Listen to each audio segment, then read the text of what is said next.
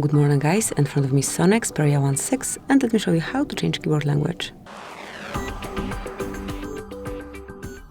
At first, open new message, then mark start chat and here you've got your current keypad.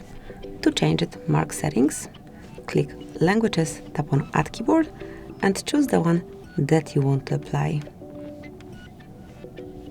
You can either scroll all the way down till you find the preferred one, or you can mark search button and here provide it.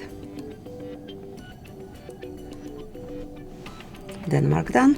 You can stay with both languages or remove one, but let me stay with both. And now by tapping on this word icon you can switch between languages and use it smoothly. However, if you want to have one language only, mark settings, select languages and remove unnecessary language. Then there will be no word icon and you've got access to this one language only. Thank you for watching, please subscribe our channel and leave the thumbs up.